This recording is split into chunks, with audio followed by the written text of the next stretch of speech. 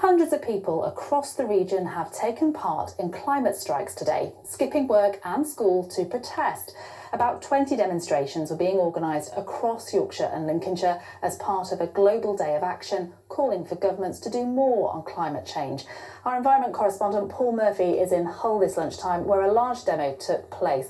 Paul, what's the strength of feeling been like this morning?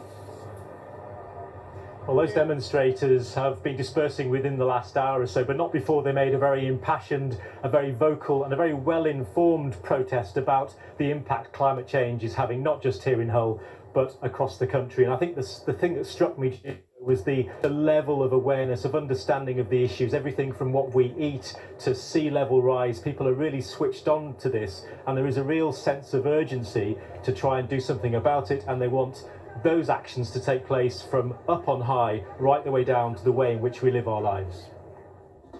Hull's protest was well attended, young and old, some politically motivated, others just wanting to make their own point. What's clear, they all say, is that change is needed, from the biggest companies right down to how we behave in our own daily lives.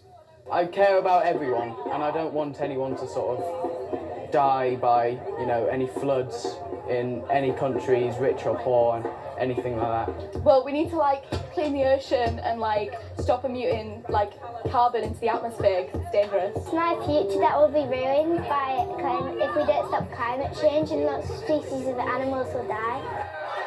The march through the city centre was peaceful yet vocal.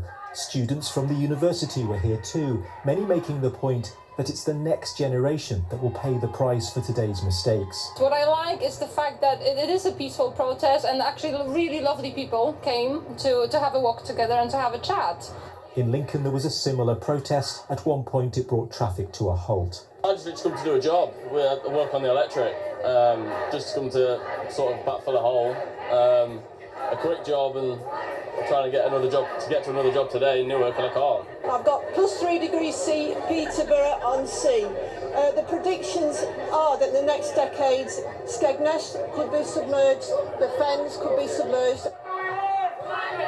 These demonstrations have been mirrored across the country, but in Hull there is perhaps a sharper focus. Rising sea levels make this one of the most vulnerable cities in Europe, and many here feel urgent action is needed to mitigate our impact on a changing planet.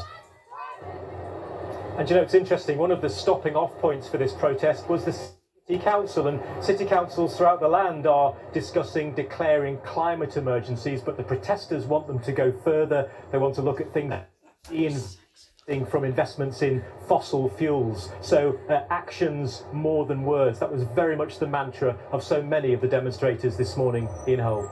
Jo. Paul, thank you very much. Let's get the weather for